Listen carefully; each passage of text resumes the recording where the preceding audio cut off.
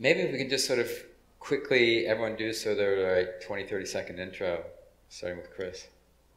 Hello, I'm Chris, CEO and co-founder of Gawkbox. We're a monetization platform for live streamers, so fans can donate to and engage with live streamers by playing other games. Hi, I'm James Gwertzman, CEO and founder of PlayFab. We're a back-end services company for games that provides sort of all the tools and services needed for live ops. So everything that happens after the game goes live. I'm Jonathan Zweig, CEO of AppOnboard. It's kind of everything that happens before a game goes live, soft launching with full fidelity demos, also as the founding CEO of AppOnboard. And Paul Heydon, a partner at LVP. We invest in seed stage game companies. So I think what we just wanted to share with the panel today is just they've all raised money from venture capital firms before, and thought it'd be good just to share that journey, because it's a real education to learn from people who've been there, done it before, on that whole journey. You know, there are good parts, there's low parts, and then there's the end result. And you know, maybe if people just want to share, you know, what their initial thinking was when they were going out to raise money. You know, I guess then taking that and just going right to sort of the end result first and say, all right, how did the end result compare with what you were thinking at the beginning? I guess I'll go first. I think so. The first round that we did, we quite honestly didn't really know what we were doing, and went into the process just a team, no real product but an idea and a vision, and came out of it with LVP, who had invested in us. And it was a really good learning experience, because it was the first time that I and my co-founder Andrew in the crowd had raised money. And you know, for us it actually happened fairly fast, I think. It was a fairly seamless process, but as it was the first time I raised money, and probably for any entrepreneur in the room, even the second, third, fourth time you raise money, you are the most inexperienced person in those conversations. You know, venture capitalists have done a ton of deals. Even if you're a multi-time entrepreneur, you've not seen as many deals as the VCs have or the lawyers have on both sides. So kind of getting your head around that process is an interesting learning experience, and in particular the legal side of things, you know, you go into that and it's something that's pretty challenging the first time you do it, and that's what I found. And the most interesting piece of it, I think, and the biggest learning experience was really that part. Going out and pitching the company, both times we've done it, has been a lot of fun, and obviously you refine the story as you go, and you get better as you go along the process, I'd say. Yeah, so with PlayFab, it was my fourth startup, but my first company that I actually had to raise money for. The other companies have been angel funded or self-funded, or internally funded by PopCap in one case. So it was my first time raising money. The vision we were pitching at our initial seed stage really hasn't changed in 4 years. I mean, what I'm out there telling people today is pretty much verbatim what I was telling people when we first started the company. So we've had a pretty continuous vision from the start. We were lucky in that we spun some technology out of another company, and so we actually had a live customer and a running kind of proof of concept product even when we were doing our initial pitch. And that made conversations go a lot easier, because it was not completely, you know, PowerPoint in a dream. It was actually, here's a real service. But I think the biggest evolution therefore has not been so much in the product, is how we thought about it, how we thought of monetization, how we thought about ultimately the market upside. Because what VCs are all looking for is that billion-dollar opportunity. I mean, for the most part, they're looking for something that's going to have the potential to get that big. And one of my investors, Mitch Lasky, loves to talk about the greed versus risk calculation. And the bigger the greed factor, the more credible that billion-dollar story is, the higher the risk profile you can tolerate. By comparison, if it's looking like a pretty big stretch to get to $1 billion, but maybe you're going to be a pretty comfortable, I don't know, a couple $100 million company. That's not a bad company, but you're going to have a lot less risk for that to be valid. And so in our case, I think in the beginning, I had a lot of trouble understanding how we could ever get to be billion-dollar type company, but had a very solid vision for a pretty solid, multi-$100-million company. And so we raised money sort of on a fairly conservative track. Now I think I've got a much better way of describing how what we do can get to being really big one day. And I believe it myself, and it's about data and what we're doing with the data we're gathering and, sexy buzzwords like machine learning and stuff like that. But that was an evolution that came over time. Yeah, I've had, I guess, two very different experiences. One was with what would become Ad Colony, but we actually started off as a games company. And then now, of course, with AppOnboard. But back in those early days, we were raising money in 2008, there was basically a group of VCs that didn't even believe that the iPhone was going to be big. At that time, the BlackBerry had something like 95% market share on smartphones. And that was kind of interesting to see how that all evolved. Of course, it's all different now, but I think through both processes, I think the three things that stuck out, and Paul and I were talking about this last night, are team, timing, and tech. So I think like Chris was saying, the VCs have a lot more exposure to a lot more deals than you could ever possibly have as an entrepreneur, even if you're on your fifth or sixth company. And so I think they're looking for these kind of three pillars in their investments, and I think obviously just from a timing perspective, you need to kind of look at what are the trends, what's going to be happening in a few years, try to get ahead of that. Do you have some tech that is differentiated from the marketplace, and do you have the team, or at least the potential to bring on a team that can execute it? And how did you, when you guys were going out to raise money, how did you think about and figure out how much you think you wanted to raise? You get now. In our case, we raised. So I've done 3 rounds of PlayFab, and I'm assuming this is all under kind of Chatham House rules today. So I'm gonna share some pretty openly some pretty confidential information. All I ask is please don't tweet or post very specific numbers. Just come ask me before you do. So we've raised 3 rounds of funding so far, 13.1 million total. First round was a $2.5 million seed round. Second round was a $7.4 million kind of Series A, and then last fall we did sort of a $3-point-something million kind of Series A1 kind of an extension round, and that's gotten us to the point where we think we'll be profitable this year, which is great. And then who knows where we raise beyond that. But our seed round, $2.5 million, is interesting. Seed is like the new Series A. I've heard that, and I think it's kind of true. I don't know if you found the same thing. That used to be seed was like a few $100,000 to literally plant the seed, and then you go into a Series A of a few $1 million. Now people are raising seed rounds that are already in millions, and the expectation, therefore, is you're going to get all the way to basically launching a product with that. So that really is kind of what the A used to be. And now when you go to raise your A, it's actually a really hard round, because that's the round where now you're sort of already supposed to have a live product and real customers and revenue, and you're now kind of, almost scaling on that, which used to be what the B was. Anyway, so things have all kind of shifted forward. So we raised $2.5 million in our seed, mainly because we had a sense of that's how we actually did a bottoms-up budget and said, all right, that's how much we're going to need to basically take this technology we were spinning out and get it all the way to being live with real customers. And we did. We raised, it was, like a lot of series seed rounds, the first $1.5 million of the $2.5 million, literally came in like a few weeks. It was like I called up all my friends, and I was lucky to have folks from PopCap and others who had some money and said, hey guys, I'm starting a company. They said, great, how much you need? We're in, done. And that was a very, very fast kind of $1.5 million. The other $1 million, though, took a lot longer. So then my network is now tapped, and it took a little bit longer to actually find, ultimately, the investors who were going to close out the round for us. I think for us, it was about looking at what do we need to get to that next stage and that next milestone. When we raised the first round, it was very much, okay, we need to build a product and have something to sell. And what do we need to invest in resource-wise? What kind of people do we need to bring on board? And how much money ultimately do we need to get to that point that we would then be in a place where we'd have a product and some traction and be able to go out and raise the next round. And that's how we looked at it. And that's how we looked at it with what we're doing now.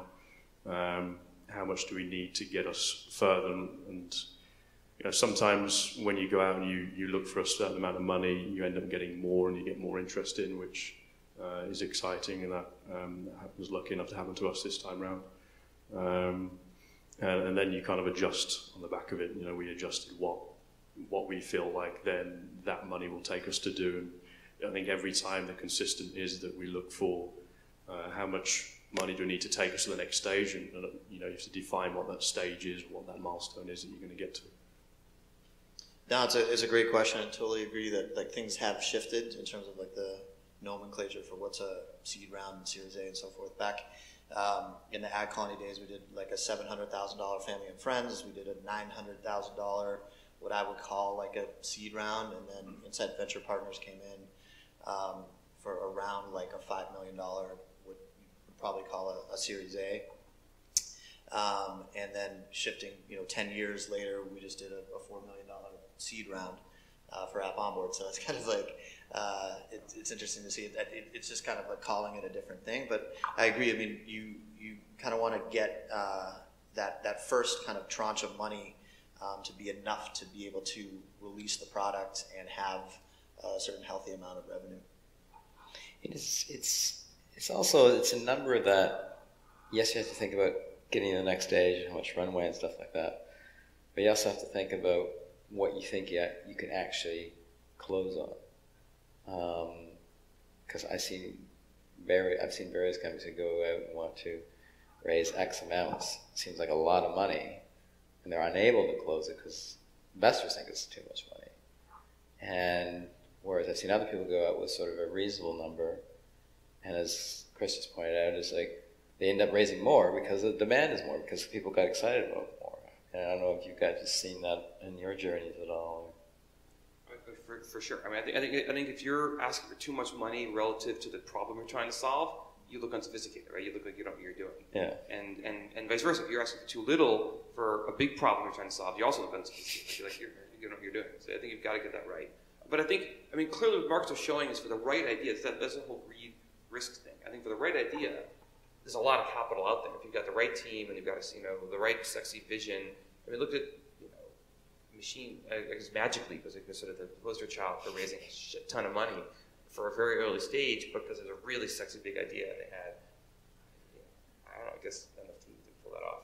Yeah. I think it's difficult to go in there understanding what the right amount is that the VC will think, okay, that makes sense. Especially for myself back at the start, it was the first time I was doing it, so it's very difficult to really have a barometer to figure out, okay, this number's the right number, it makes sense, this valuation makes sense. I kind of felt like I was guessing a little bit, and obviously you talk to as many people as you can and try and get feedback, and does that make sense, does it not, and that's how we went about it. I think that's the most important thing, is get people you know around you who have been through the process before and have them give insight into what you're thinking, because as a first timer going through that, it is obviously very difficult if you're kind of in a silo without having talked to people to understand if you're going about it in the right way. Yeah, I'd also just add to also think about valuation. It's not just how much you're raising, and you have to put yourself in the VC's shoes to think about what are their expectations for their return, and like typically their goals are around like a 10x, and so if you're raising at too high a valuation, which would obviously mean you're raising more money too, you got to think about like, am I going to be able to get that return that they're kind of like looking as to be their like mantelpiece for a 10-20x, or is this going to be a 2 or 3x? Something to think about.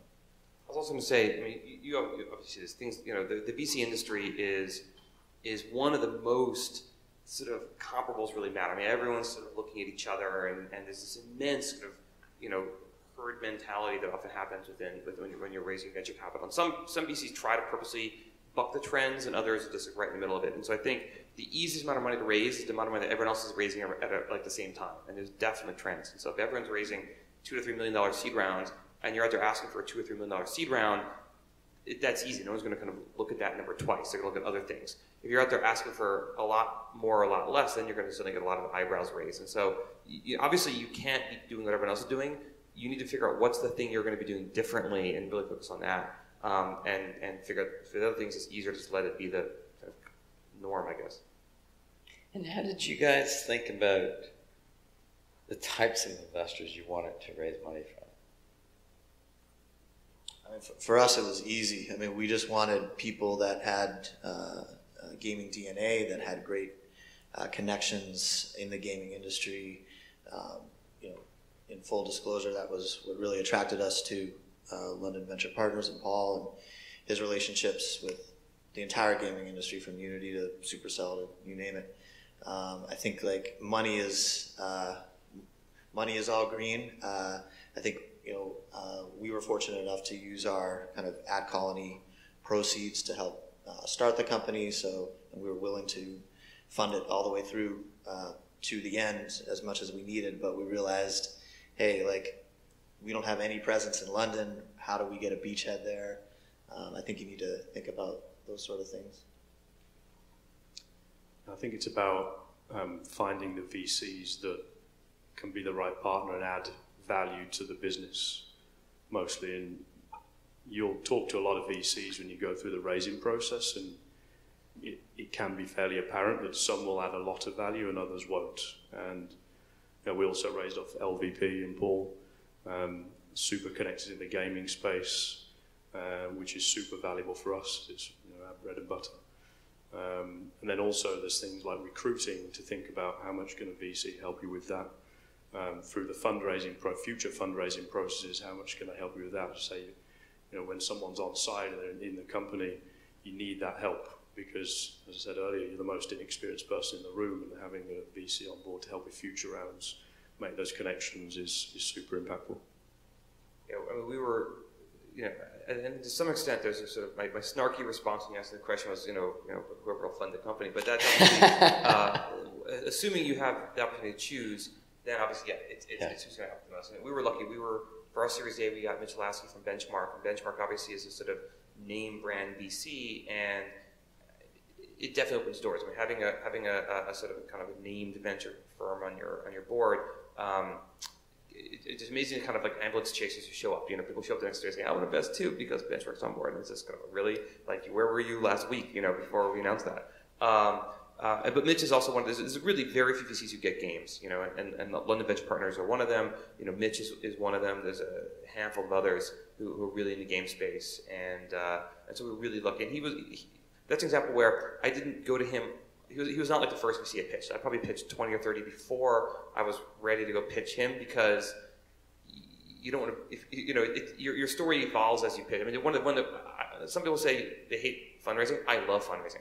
I love getting out there and sharing my story with really smart people who get to poke holes in things all day long. And it's like sort of going up against a lot of smart people who love poking holes in things.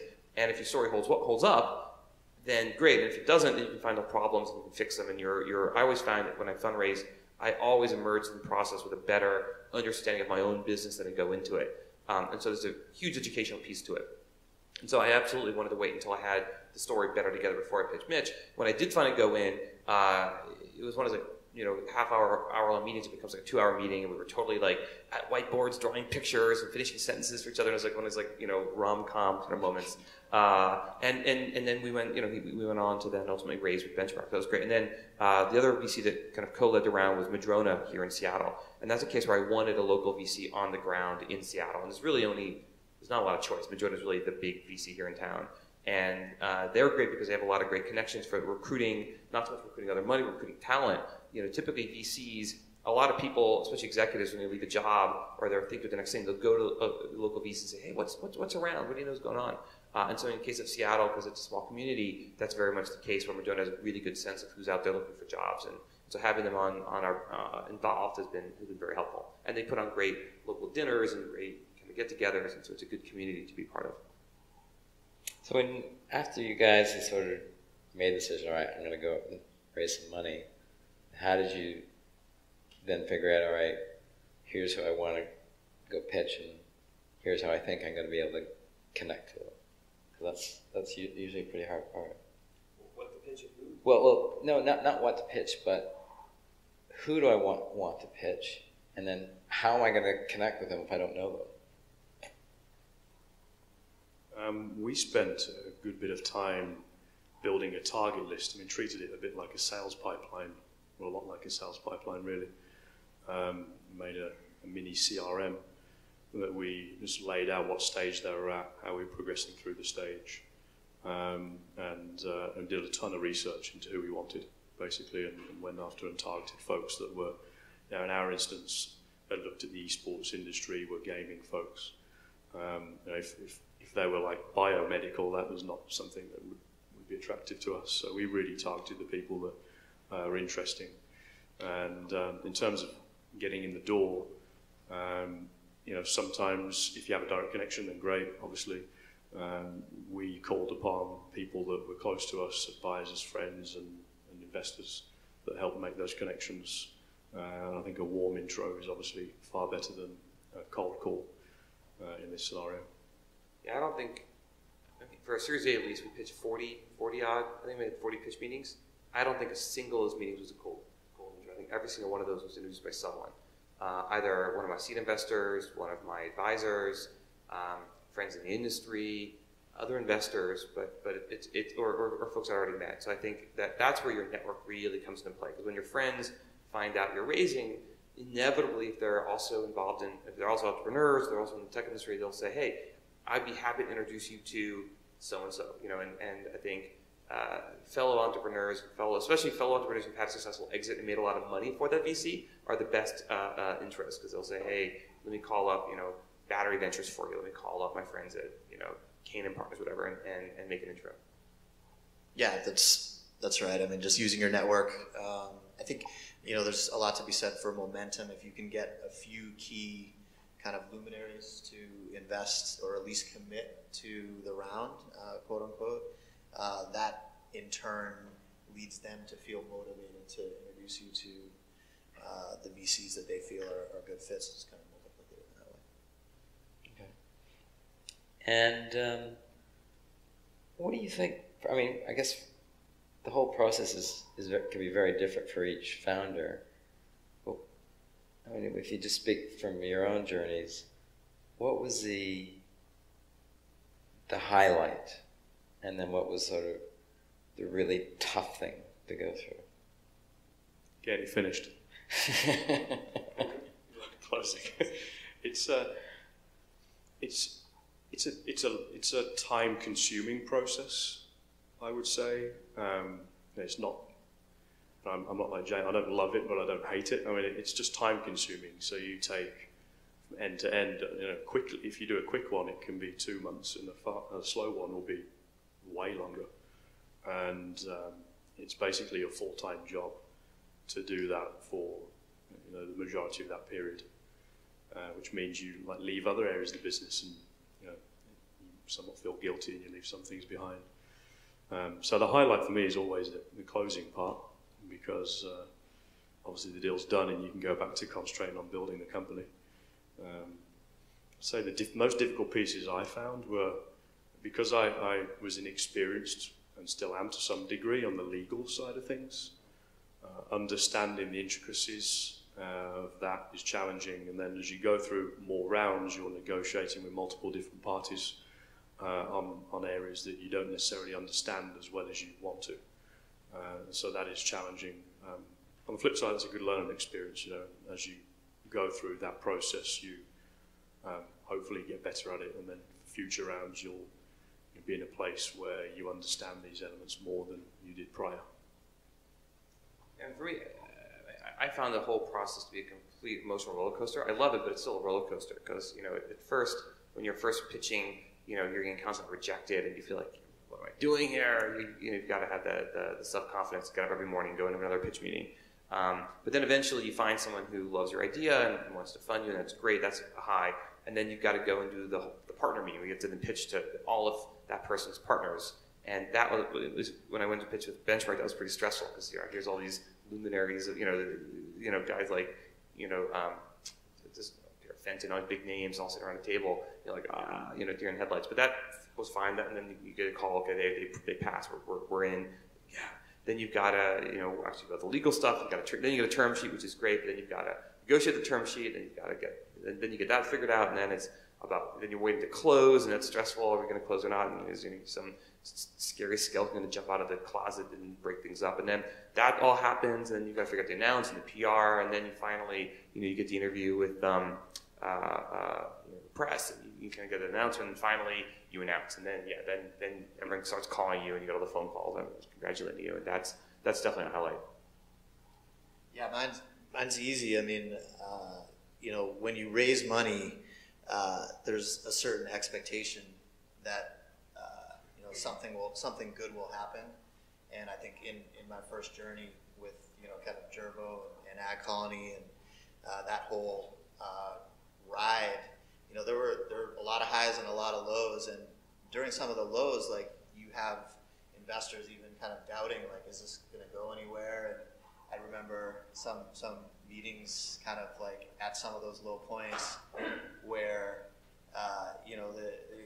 the word was, hey, like John, not every company is going to be like an Andre Agassi or a Pete Sampras level success. And it was basically his way of saying, like, if we can sell this for 1x revenue or 2x revenue, like, it's okay. But there was some disappointment in his voice. But we just kept on the journey, and we ended up selling for something like 25x on their investment, and just seeing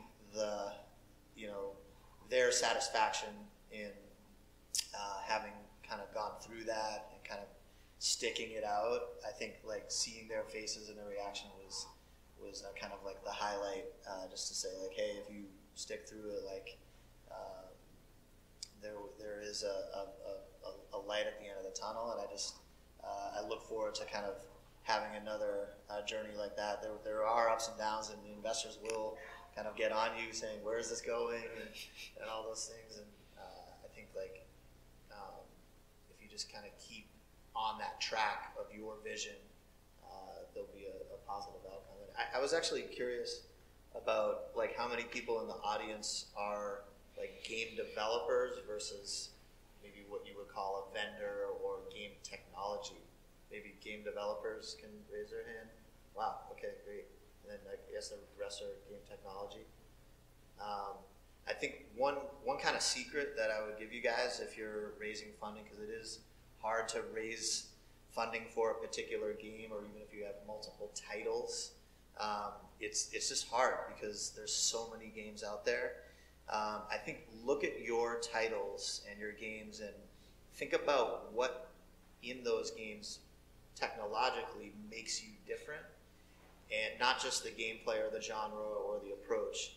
And then think about how that could potentially be a service to the industry. We had great success doing that with our pivot from being a game developer into Ad Colony, and I think that was one of the big keys for our raise, even for our Series A with Insight. Was, we were promoting our games using video ads, and they were like, wait, we really like this video ad thing. It was only like a 2-person team within the company. So I think look critically at your own games and think about, like, is there anything that I'm doing? It's kind of like the Slack model. Slack kind of came out of, like, hey, we're doing this one really thing, we're doing this one thing really well, which is this internal tool. Let's just release that. If you can kind of articulate that to investors, like, hey, it's not just these games that I'm making, but there's, like, this underlying technology that is making them great, or has the potential to be a service to the entire industry. That's what gets VCs really fired up. So you really need to, so just tying into that and just thinking about raising money, you really need to sort of demonstrate, I think, like James talked about, you have to be addressing a potentially big problem with what you think is the right solution. But you have to have something that you believe is actually very different from what's out there and what you think might be out there in a few years, and that by raising the money, you're going to be able to sort of ideally be the sort of the dominant player, and that's what's going to get a VC excited in a sense. Absolutely. And so just, I guess, sort of thinking back in hindsight, are the things that you guys would have done differently having been through it raise the money? I mean, sure. Our cap table was a bit of a mess going into this. Because we spun technology out of another company, we went into it a little more burden than we might have been if we were just a very clean, two guys in a garage starting a company situation. And so I probably, in hindsight, would have spent, not that it really mattered in the end, but I probably would have spent a little bit more time cleaning that up before I went out. And we also went with our Series Seed was a convertible note, which is a common structure used. For those who don't know, a convertible note means when your first money comes in, you haven't actually priced your company yet. You're basically saying, all right, well, you're going to loan me money. This is a loan. And when we raise a Series A, our first real kind of institutional round, we will basically convert your loan into equity, and there's certain special terms that affect this, like a cap and a discount and other things that affect that. And it's fine. It's a very common term. It's interesting because, again, I'm both blessed and cursed sometimes to have an investor, Mitch, who's very strongly opinionated, and he's very anti-convertible notes. He's seen them, get people in trouble. He likes it when your seed money is basically priced at a very clean level because it can end up in a messy cap table, especially for a lot of seed investors. And that's stuff you just would never know about until you've gone through the process a few times. Like, I didn't even know what a cap table was until I went through this. I think I look at the entire process like a learning experience. Nothing in particular I'd say I wish I'd have done differently, but I've already talked about the legal side of things, and that process goes on for a month from when you sign the term sheet, from when you actually close to when you close generally, and there's a lot of back and forth through that process. And if that can be made any quicker, I'd love that, but I think generally that is unrealistic. And sometimes the term sheet can take a while. Sometimes the term sheet takes a while too, yeah. I mean, I think we were lucky this time, it was pretty quick, but it can take a while to do those things, and you have to go into that process. I think when we first went into it, I thought that as soon as you got a term sheet in, that was it. And we were kind of like, yes, this is incredible. And then didn't realise that you have a month after that of going back and forth on the legals, and now I've learned that that is the case and will be the case every time.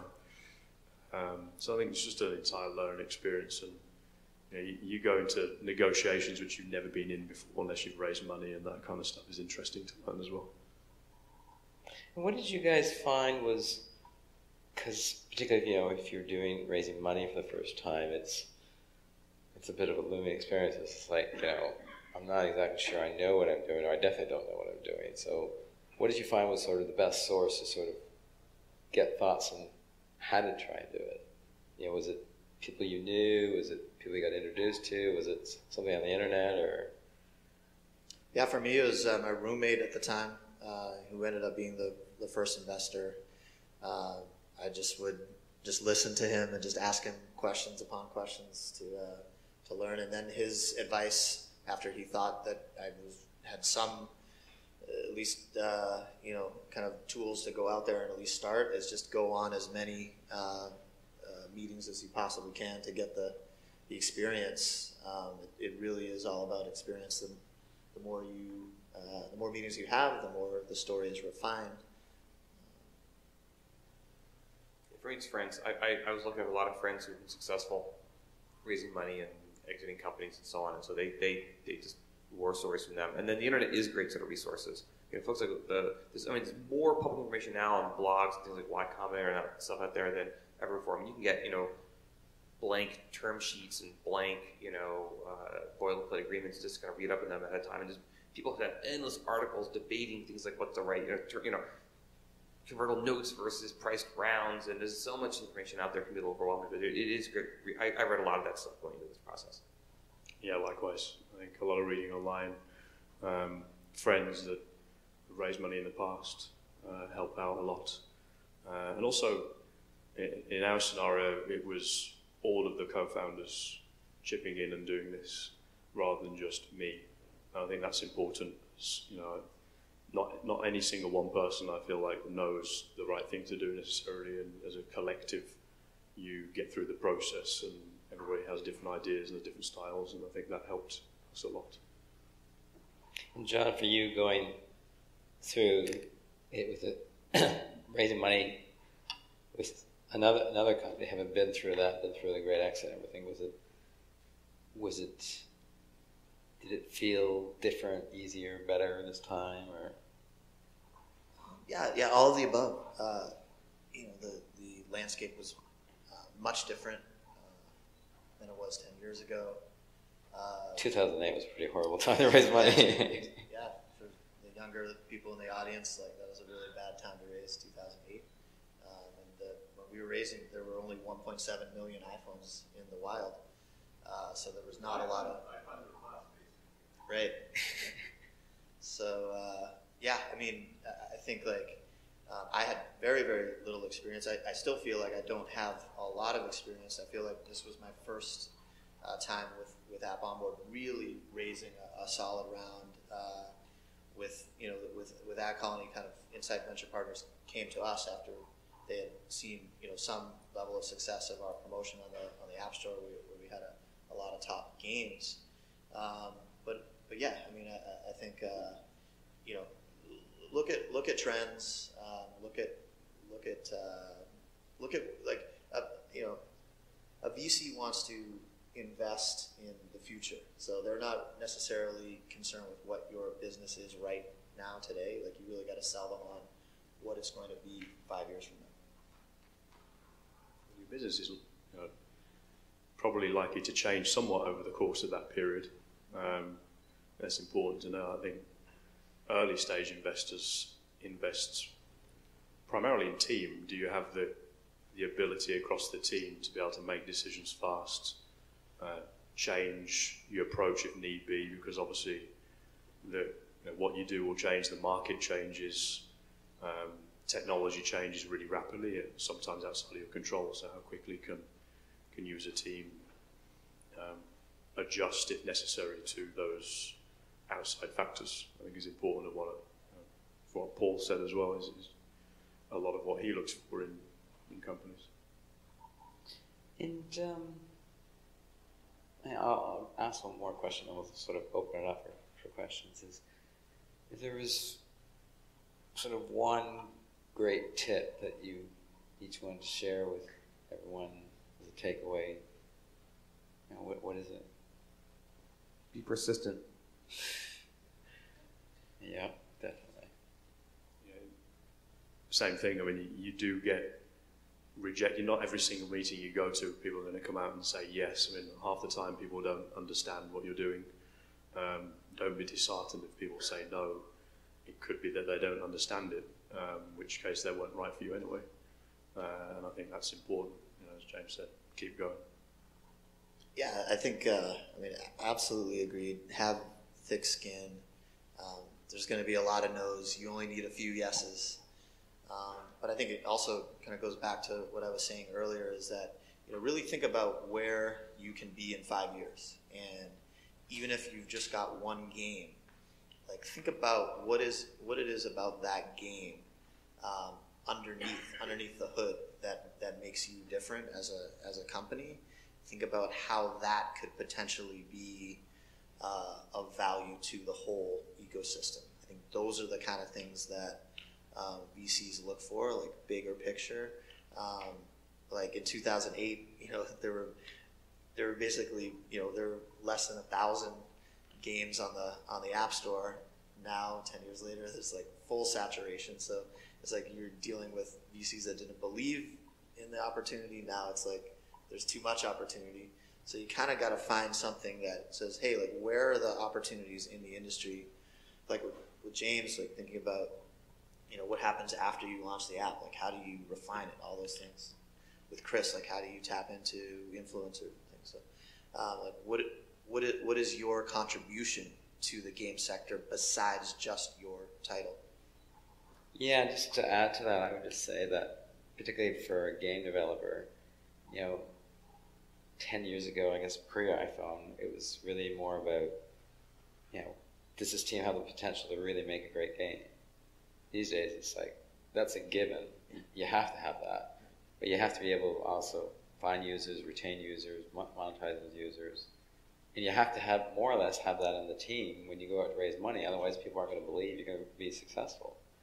So it's how you build up that team and how you tell that story makes a huge difference. Why don't we open it up for questions? Great. Does Anybody anyone has have any? Does anyone have any questions? I'll bring you the microphone. So your seed rounds, were they friends, family, and fools, or were they actual investors, and were they convertible notes, or were they actually term sheets in terms of cap table on the seed rounds? Also, can you identify yourself? What? Who are you? What your Oh, William Volk, Chief Futurist for Forward Reality, but I actually used to be the CEO and eventually the CCO of PlayScreen, which actually did the first iPhone game. So. Yeah, I'll jump in. Like I said, so for us, we had, it sounds crazy now, we had like 20 seed investors. They were almost all not family. I didn't and would not want to take money from family. It was all friends for the most part. And then we had one institutional investor who came in at the very end and helped close out that seed round. And it was done as a convertible note.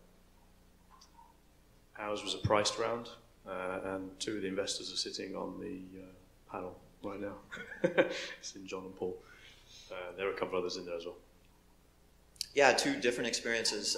We had like 75 people in our family and friends round back in Gerbo Ad Colony. 75? 75. Wow. And that was actually really attractive to Inside Venture Partners as they came in to basically do their Series A, because they were like able to cash out a bunch of those folks without kind of hurting us and so forth. So that was a really, really interesting experience.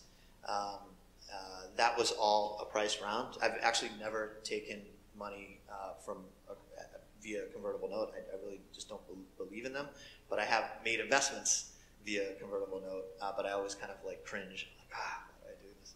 But I really believe that, hey, if you like have a company that you believe in, what's the price of that stock? Like convertible notes can get messy, as James talked about, things like that. And I think just to add to that, you really have to have an open mind.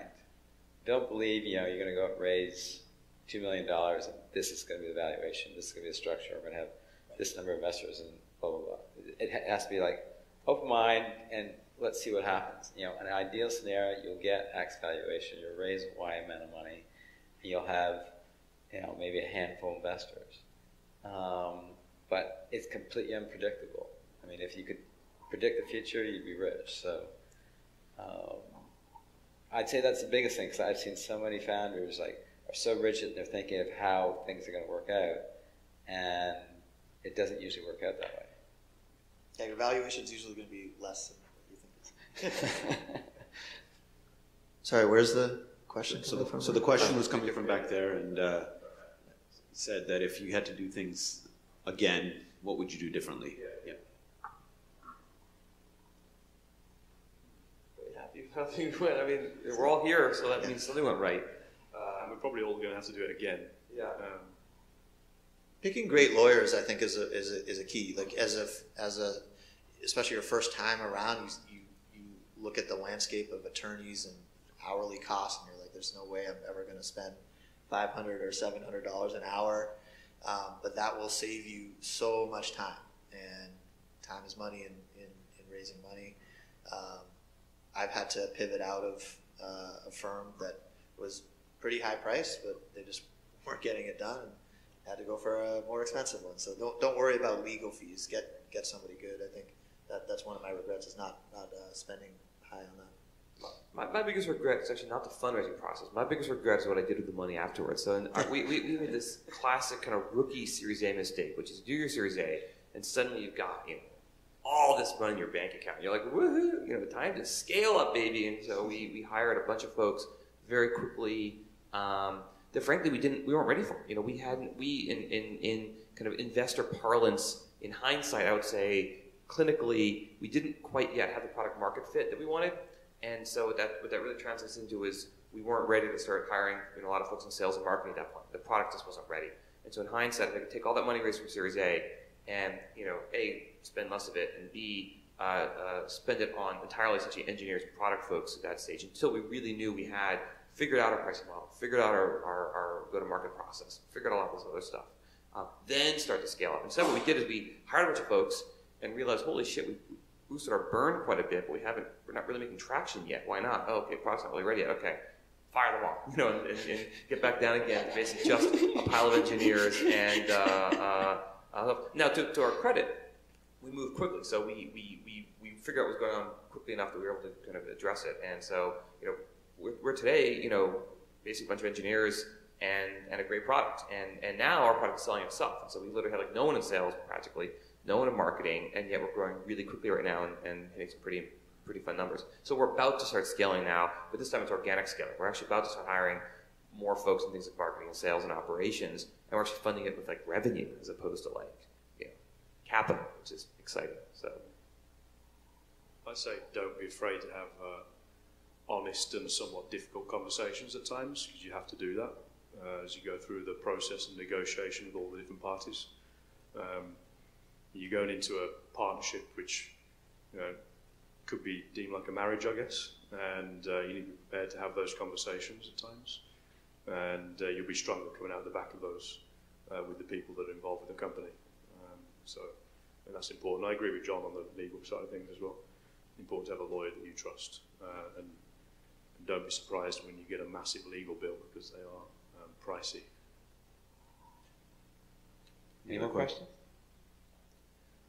I'll have a follow-up question just to that is, after you've raised that round, since you were mostly talking about initial capital, when do you start thinking about raising again? Is there a certain amount of runway you have left, or when do you start thinking about it? Well, so two, again, my start the responses right away. I think one of the things Mitch loves to say is good entrepreneurs are always raising.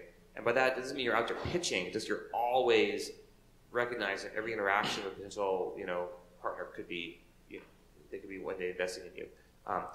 That said, I think for us, it was when we had 6 months of cash, we started saying, okay, time to get serious. And then when we had 9 months of cash, you know, like start the process. Yeah, I mean, I think for us, I totally agree with James right away. You should at least start thinking about it. Totally agree with Mitch on that. I think, like, for us, it's interesting, like when your customers start asking you if they can invest. I think that's probably a good sign. Someone told me a few years ago, always be raising on good news. Because, you know, the whole journey of a startup has its highs and lows. And so when you've got something that's really amazing, go out and talk to people. That's not you're not necessarily going to actually raise money, but sharing sharing the news, it gets people excited. And sometimes you suddenly end up with an offer you didn't think about and realize how much money and how valuable they thought the company would be. And it's just because, you know, you might suddenly next week you got bad news. It's like, crap. And you know, the person that told me that raised like $50 million for that startup that they were doing at that time. He ended up selling it for like $400 million. So he raised quite a bit of money, but he had a big enough exit that I think he ended up with around that 10%. So it all worked out for him. That's a wonderful place, I think, to end the session. Always be raising on good news. So I think that's pretty much our time, right? Yeah. Awesome. Well, thank you, everyone. And can we have a round of applause for our